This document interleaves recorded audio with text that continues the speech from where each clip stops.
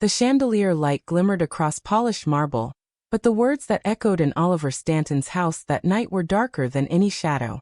Hidden in the hallway, he froze as his own wife's laughter turned cruel, mocking the black maid who folded their towels with quiet dignity. Every insult struck like a blade, and every chuckle felt like a betrayal. Oliver could have walked away. He could have stayed silent. But what he did next, what no one expected, would leave an entire ballroom of the city's elite in stunned silence, and change one woman's life forever. The Stanton home was never truly quiet, though it often pretended to be. Crystal glasses rang when placed on marble counters. Footsteps softened by Persian rugs whispered of old money, and laughter, sharp, pointed laughter, often carried farther than it was meant to. On that damp autumn evening in Boston, Oliver Stanton stood in the doorway of his own kitchen, his coat still damp from the rain, and realized that silence is sometimes nothing more than a mask that hides cruelty until it grows bold enough to speak. He hadn't planned to come home early. The meeting at the firm ended ahead of schedule, and instead of staying for drinks with colleagues, he craved something simple, warmth, perhaps a quiet dinner with Serena. But as he stepped into the hallway, the sound that reached him froze him mid-step. It wasn't a cry of distress or the clatter of a broken plate. It was laughter, the kind of laughter that feeds itself, high and indulgent, rising from Serena and her friend Charlotte, as if the world were their private stage. "Did you see her hair today?" Serena's voice carried, smooth as silk but laced with acid. "God, Denise must think twisting it back with that rubber band makes it look presentable. I nearly lost my appetite when she walked in with that tray. Honestly, it's embarrassing. For us." Charlotte's reply came like a well-trained chorus. "I noticed her shoes. Scuffed. Old. Like she pulled them out of a church donation box. Doesn't she know we have standards here? She's just, well, she's not one of us. Never will be." Their laughter rang out again, and it cut deeper than Oliver expected. His hand tightened around the strap of his leather briefcase. He didn't move, though every instinct told him to step forward to stop this. Instead, he stood still, listening, the way a man listens to lightning strike twice in the same place. Denise Brooks had been working in their home only 6 months, but Oliver already knew more about her character than his wife seemed to notice in 10 lifetimes. He'd seen the way Denise arranged the pantry with quiet precision, stacking every console labels face forward. He'd noticed how she carried herself, chin lowered, shoulders straight, always careful to never take up more space than the room allowed. There was dignity in her silence, the kind of dignity forged through struggle, and he respected her for it. But Serena didn't see that. To her, Denise wasn't a woman with a story or a family. She was something to be mocked over cups of imported tea. Oliver's jaw tightened as Serena continued. "And then there's her mother. Always some excuse, clinic appointments, bills she can't pay. Gloria, wasn't it? Honestly, if you can't take care of your own family, why should the rest of us bend over backward for you? Denise should be grateful she's here. I'm practically giving her charity." The words landed like a slap. Oliver's father had once scrubbed factory floors until his back gave out. He remembered the smell of bleach on calloused hands, the way pride held his father taller than hunger ever could. Hearing Serena mock Gloria Brooks, a woman Denise had mentioned once, softly, as if ashamed to need help for her mother's illness, was more than unkind. It was inhumane. He shifted slightly, just enough to see into the kitchen. Denise was there, bent over the counter, carefully drying a row of crystal glasses. She wasn't reacting to the words. Not outwardly. But Oliver could see the tremor in her fingers, the way her shoulders tensed as though each insult landed physically. She was used to it, that was the worst part. A woman shouldn't be fluent in humiliation. Charlotte's laughter broke the moment again. "You're right, Serena. Honestly, the way she says yes, Maya, it's like she's rehearsed obedience. Some people are born to serve, I suppose. That's just the order of things." For a moment, Oliver forgot to breathe. He had built empires, sat across from CEOs and politicians, and never once felt the fury now rising in his chest.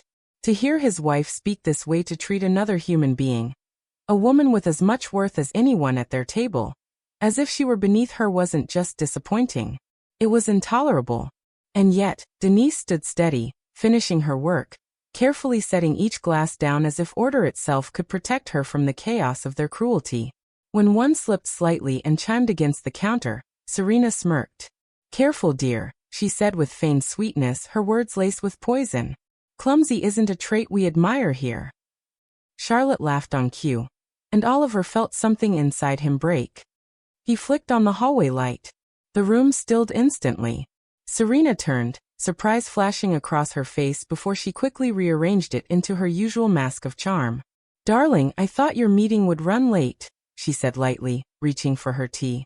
"We were just talking," Oliver finished, his voice low but firm. He didn't look at Serena. His eyes found Denise, who stood frozen with a dish towel in hand. "Denise, thank you for your work today. The pantry especially. I noticed the way you reorganized it makes things easier." For the first time, Denise lifted her eyes to meet his. Shock flickered there, followed by something quieter, gratitude, maybe, or the faintest glimpse of relief. "Thank you, Mr. Stanton," she said softly, though her voice carried more strength than her posture suggested. "You can go for the night," Oliver added gently. "I'll make sure your hours aren't cut. In fact, I'd like to talk to the agency about expanding them. You've been invaluable here." Serena shifted, her painted smile faltering. Charlotte lowered her gaze. Denise hesitated, then gave a small nod. She gathered her things quickly, pausing only once at the door. She looked back, not at Serena, not at Charlotte, but at Oliver. "Some words," she said quietly, "don't just disappear. They linger." Oliver inclined his head. "Not this time," he replied. When the door closed behind her, the silence in the Stanton home was no longer masked. It was heavy. It was real. And Oliver Stanton knew he would never let that silence cover cruelty again. The rain had stopped by the time Oliver closed the door behind Denise, but the heaviness inside the Stanton home pressed down like a storm that refused to pass. He remained in the foyer longer than necessary, his gaze lingering on the faint trace of water Denise's shoes had left on the marble floor. Serena cleared her throat in the kitchen, the sound sharp, rehearsed, almost daring him to look her way. Oliver didn't. He set his briefcase down with deliberate care, as if the simple act of controlling the noise could anchor him in a moment that threatened to unravel everything he thought he knew about his marriage. When he finally stepped back into the kitchen, Serena was waiting with that same easy charm that had once captivated boardrooms and dinner parties alike. Her smile was polished, her posture regal, but Oliver could see the faint tension in her eyes. Charlotte busied herself with stirring her tea, her cheeks flushed with the kind of embarrassment that comes from being caught, but not yet called out. For a moment none of them spoke. The silence was louder than anything they had said earlier. "I don't know what you think you heard," Serena began, her tone clipped but still wrapped in sugar. "We were only talking. Nothing serious. You know how women chatter when they're tired." Oliver's hands tightened at his sides. He wanted to shout, to tear down the mask she wore, but years of discipline had trained him to speak with restraint. "What I heard," he said evenly, "was you mocking a woman who works harder in a day than most do in a week. A woman who deserves dignity, not ridicule." Serena scoffed, her smile curving into something sharper. "Dignity? Oliver, please. She's lucky to have this job. Without us, where would she be? It's not cruelty to point out the truth. It's reality. You've gotten soft if you can't see that." Her words ignited something old in him, something buried beneath layers of wealth and success. He thought of his father again, his back bent over endless shifts at the plant, his voice rough but kind, reminding Oliver that respect cost nothing but meant everything. He thought of the nights his mother patched his father's hands, worn raw from chemicals that no glove could fully protect. They had been poor, yes, but never without dignity. And to hear Serena dismiss Denise's worth as if poverty were proof of inferiority was more than he could stomach. "You call it reality," Oliver said, his voice low but steady. "But what I see is arrogance. Cruelty disguised as conversation. And I won't allow it in my home." Charlotte shifted uncomfortably, her eyes darting between them. "Maybe we should she began, but Serena silenced her with a glance. "Don't lecture me, Oliver," Serena snapped. "I run this house. I decide who stays and who goes. If you think a maid's feelings matter more than our reputation, Then perhaps you've forgotten who you are. Her words landed like cold steel. But instead of cutting him down, they sharpened his resolve. He stepped closer, his eyes locking onto hers. I know exactly who I am, he said, his voice carrying the weight of every sacrifice his family had made to lift him here. And I will not stand by while my wife humiliates another woman for the color of her skin, or the balance in her bank account. That's not strength, Serena. That's cowardice. The room fell silent again, but this silence was different. It wasn't heavy with cruelty, it was thick with truth, the kind that could not be ignored.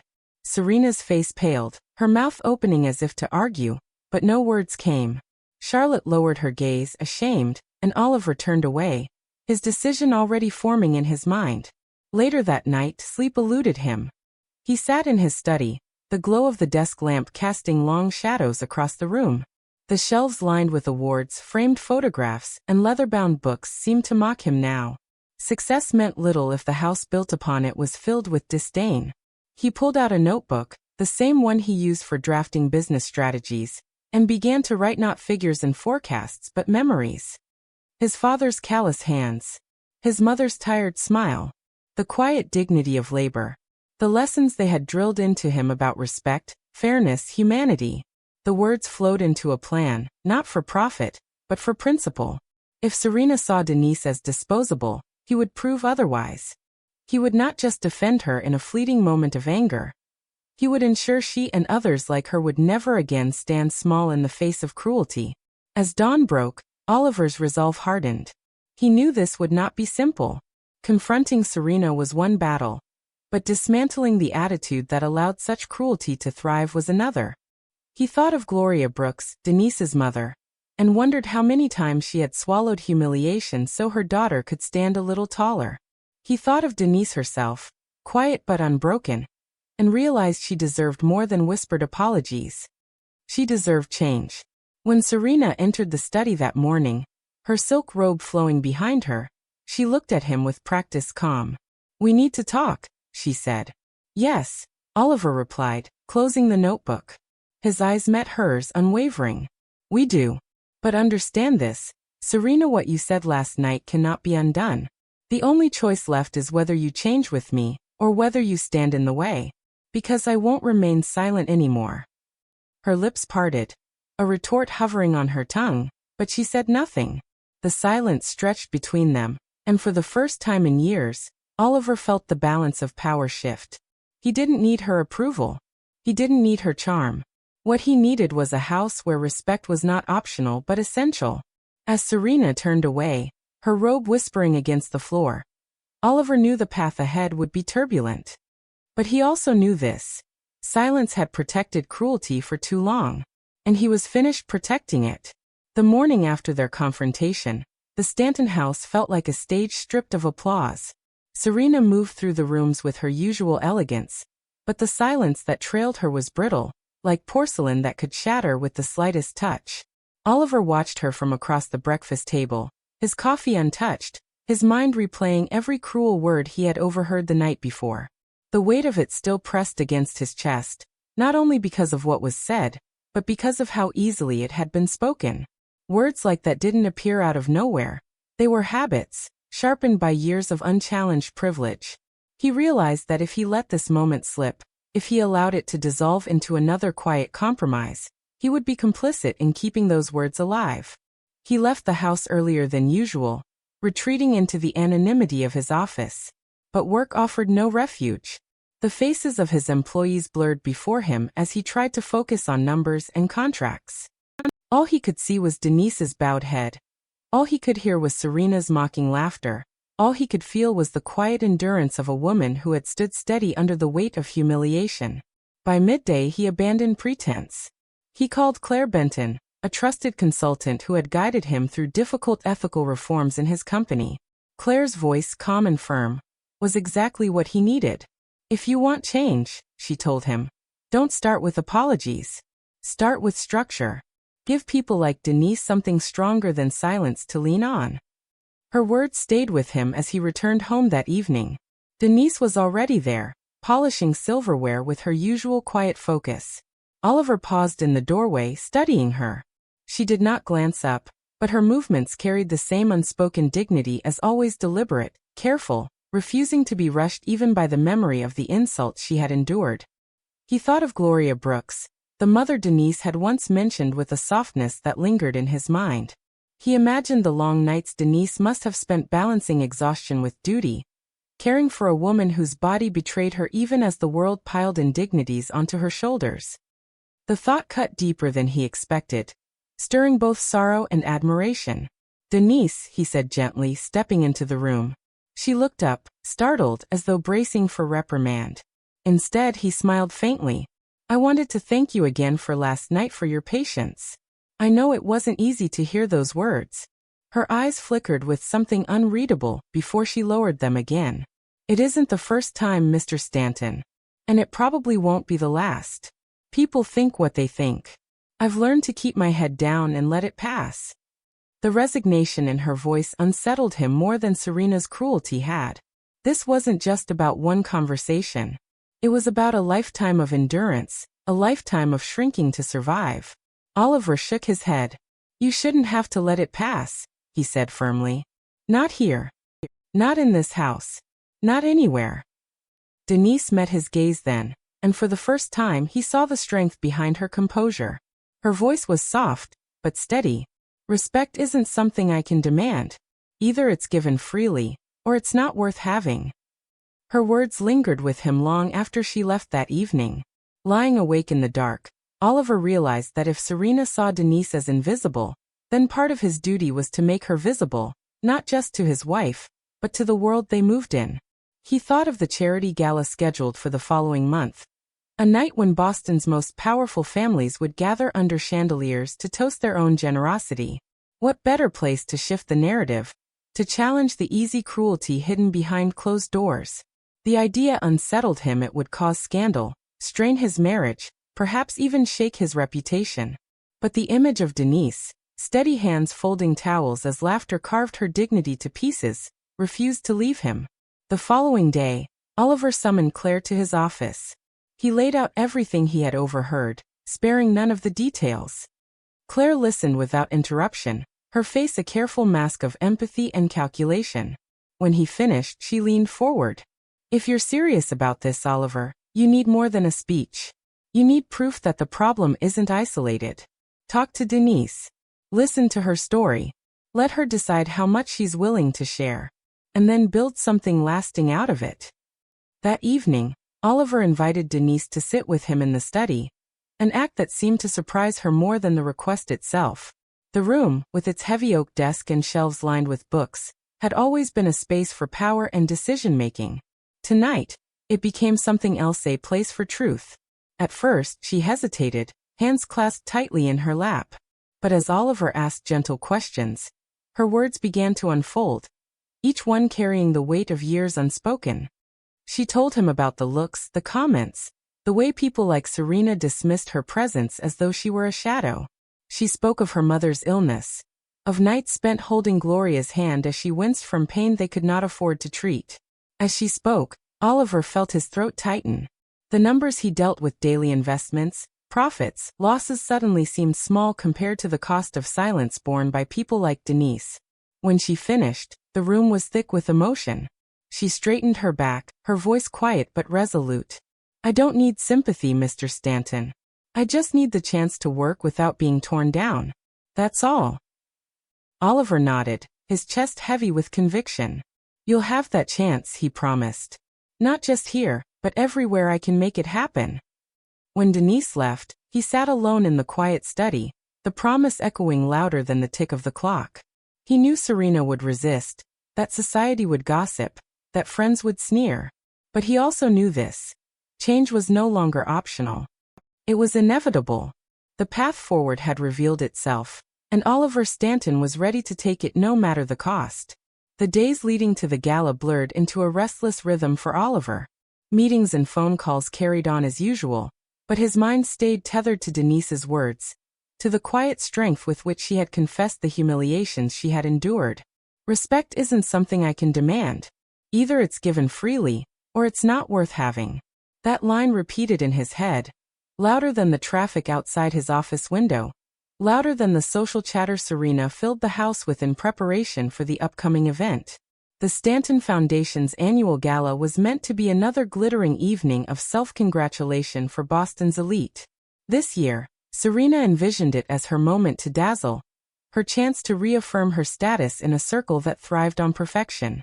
Yet to Oliver, it had become something else entirely, a stage where silence could be broken, where cruelty could be held up to the light. The tension in the Stanton household thickened with every passing day. Serena sensed that something had shifted in her husband, though she couldn't pin down what. She busied herself with guest lists and fittings, her voice carrying through the halls as she spoke with planners about crystal centerpieces and imported wines. Oliver listened from a distance, the weight of his plan pressing against him, knowing that when the night arrived, it would not unfold as she expected. He could see the cracks forming in their marriage, the gulf between them widening with each unspoken truth, but he could not allow fear to steer him back into silence. Claire Benton proved to be his anchor in those days. Together, they drafted a framework that would not simply make a statement but create a lasting change. A home dignity initiative funded by the Stanton Foundation, one that would provide healthcare, legal aid, and educational opportunities for domestic workers like Denise. Oliver insisted that it begin with his own household as the first to sign the policy, proof that reform was not for others alone. Claire approved, her eyes steady, her voice assuring him that courage was often lonelier than fear, but infinitely more powerful. Denise herself was wary when Oliver approached her with the idea. She had lived too long in the shadows of broken promises to easily trust the light. Sitting across from him in the study, she listened in silence as he outlined the initiative. Her fingers traced the edge of her skirt, her face unreadable. When he finished, she finally asked, "Why me? Why now?" Oliver leaned forward, his voice low but firm. "Because I heard what should never be spoken in my home. Because I will not let your dignity be diminished for another day under this roof. And because change has to start somewhere, it might as well start here." For a long moment, Denise said nothing. Then she exhaled, a sound that carried both weariness and relief. "If it can help others," she whispered, "then let it happen. But I don't want pity, Mr. Stanton. I want fairness." "You'll have it," Oliver promised. When the evening of the gala arrived, Boston's finest filled the grand ballroom. Chandeliers cast golden light across silk gowns and black tuxedos. Laughter rose like music, and the scent of roses mingled with the sharp tang of champagne. Serena sparkled in an emerald gown, her every gesture rehearsed, her smile wide enough to mask the unease that still lingered between her and Oliver. She greeted guests with the poise of a woman who believed the night belonged to her. Charlotte hovered nearby, eager to bask in Serena's glow, unaware that the air itself trembled with the weight of what was about to unfold. Oliver stood near the stage, his gaze scanning the crowd. He saw the familiar faces of men and women who thought themselves untouchable, who spoke of charity over cocktails while treating those who served them as if they were invisible. He thought of Denise polishing silverware under Serena's laughter, of Gloria Brooks waiting in a clinic for treatment she could barely afford, and he knew there was no turning back. When the music quieted and the program began, Serena's smile brightened. She expected speeches about the foundation's financial successes, about their generosity to museums and universities. Instead, Oliver stepped forward, his voice steady as he welcomed the crowd. He spoke not of numbers, but of people. He described the unseen labor that sustained homes like theirs, the countless women whose dignity was too often dismissed. Murmurs rippled through the crowd, uncertain, uneasy. Serena's smile faltered. Then the lights dimmed, and a short film began to play on the large screen behind him. Hands appeared first, wrinkled, calloused, brown and pale, folding laundry, scrubbing counters, carrying trays. The voices followed, not faces, but voices of domestic workers telling their stories. Among them was Denise's, anonymous yet unmistakable, describing what it felt like to stand in rooms where laughter was used as a weapon, to finish tasks with steady hands even as words cut deep. The room grew still, the glittering audience silenced by truths they could no longer ignore. When the film ended, Oliver returned to the podium. His voice was clear, firm, and resonant. "Tonight, the Stanton Foundation launches the Home Dignity Initiative. This is not charity. This is respect. And it begins in my own home." He signed the document on stage, the first signature of many to come, binding himself publicly to the policy that promised dignity and protection for workers like Denise. The applause began hesitantly, then grew, filling the ballroom with a sound different from the polished laughter of before. It was raw, uncertain, but real. Serena sat frozen at her table, her emerald gown glittering under the lights, her face pale with shock. Charlotte whispered something to her, but Serena did not respond. Her world had shifted, and she could not stop it. Across the room, Denise stood quietly at the back, her posture straight, her expression unreadable. Yet in her eyes, there was a flicker of something rare: acknowledgement, perhaps even hope. For the first time, the room was not laughing at her. The room was listening. Oliver stepped down from the stage, his heart pounding, his mind clear. He knew this night would follow him, that whispers and criticism would ripple through his circle. But he also knew he had taken the first step toward something greater than wealth or reputation. He had chosen truth over silence. And as he glanced toward Denise, who met his gaze with a nod that spoke volumes, he understood that this was only the beginning. The echoes of the gala lingered long after the chandeliers dimmed, and the guests disappeared into the night. Oliver returned home with Serena at his side, but the silence between them was colder than the autumn wind that followed them through the door. She walked ahead, her heels clicking against the marble, her shoulders stiff as though carrying the weight of humiliation. Oliver did not chase her. He hung his coat and moved slowly through the house, each familiar room now colored by the choice he had made in front of hundreds. He knew whispers would spread by morning, that the city's elite would weigh his actions over breakfast tables and in hushed conversations. Yet the unease of their judgment paled in comparison to the clarity he felt. For the first time in years, he had spoken not as a businessman or a husband guarding appearances, but as a man who refused to stay silent. Serena confronted him in the study, her emerald gown replaced by a silk robe, but her fury still shining through. "Do you have any idea what you've done?"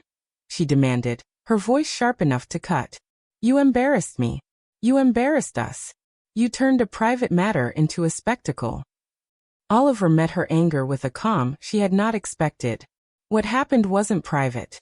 It never was. Words spoken in cruelty don't stay behind closed doors, they echo in the lives of the people they wound. You wanted the gala to be about appearances, Serena. I made it about truth." Her lips trembled, not from weakness but from the loss of control she had always wielded so easily. "You've ruined everything," she whispered, and for a fleeting moment, Oliver almost pitied her. But pity was not what she needed. What she needed was honesty. "The only thing ruined," he replied, "was the illusion that silence can protect us. It can't. Not anymore." She turned away, unwilling to face the weight of his words. And for the first time, Oliver did not chase her retreat. The following week, the ripple of his announcement spread wider than expected. Newspapers carried headlines about the Stanton Foundation's bold new initiative.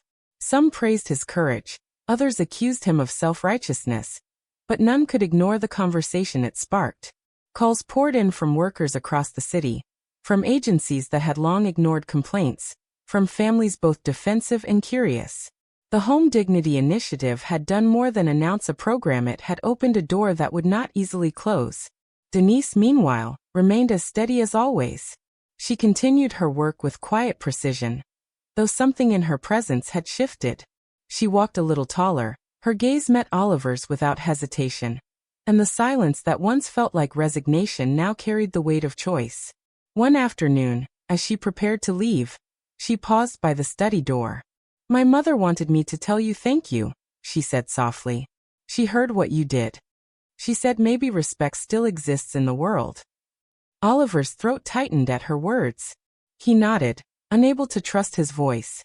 He thought of Gloria Brooks, sitting in that small clinic room, enduring pain that money could ease but indifference had prolonged. He thought of the generations before her, men and women who had carried burdens silently, who had been told to accept less and ask for nothing. And he vowed that their silence would no longer be the final word. But change came with cost. At dinner parties, old acquaintances treated Serena with a sympathy laced with gossip, while Oliver faced questions wrapped in polite scorn. "Why stir the pot?" one businessman asked with a laugh too loud to be genuine. Surely you don't think you can fix the world with a speech? Oliver answered simply, if I can make even one home more just, then yes. It's worth every word. In private, Serena's resentment festered. She spoke less to Oliver, her eyes avoiding his across the table, her tone clipped when necessity forced conversation. Yet beneath her coldness, Oliver glimpsed something else, the faint tremor of shame. Whether it would grow into change, he could not yet know. But he had planted a seed, and the soil of truth has a way of demanding growth, even from reluctant hearts. One Sunday afternoon, the house felt different. Denise finished organizing the pantry and left a folded note on the counter, her handwriting neat and deliberate. Oliver found it later that evening. It read, "Respect makes rooms bigger." He held the note for a long time, his fingers brushing over the words as if they carried more weight than paper could bear. He placed it beneath a magnet on the refrigerator, where everyone in the house would see it each day. The days stretched forward with uncertainty, but also with possibility. Claire visited often, helping him expand the initiative, connecting with agencies, ensuring that what began as one man's promise would grow into a network of protection. Denise continued her work, but also began to take classes in bookkeeping, a quiet step toward a future that belonged wholly to her. And Oliver, though burdened by the strain in his marriage, felt lighter than he had in years. In the end, the Stanton home was not healed overnight. It still carried echoes of cruelty, still bore the tension of a marriage fractured by truth. But beneath the cracks, something new had begun to grow. Not perfection, not peace, but honesty, the kind that reshapes a life, a house, perhaps even a community. As Oliver stood in the kitchen one evening, the note on the refrigerator catching the light, he understood the simple truth Denise had given him. Respect does not cost wealth, yet it buys the kind of dignity no amount of money can secure. And from that night onward, he promised himself the rooms of his home would always be big enough for it. Before we continue, take a moment, because this story isn't just about one family. It's about the words people think no one hears. Have you ever witnessed someone being judged unfairly just for who they are? Tell us in the comments. We read every single one, and your stories matter here. And if you believe dignity is worth defending, hit like, share this video so more voices can be heard, and subscribe for more stories that prove silence can be broken.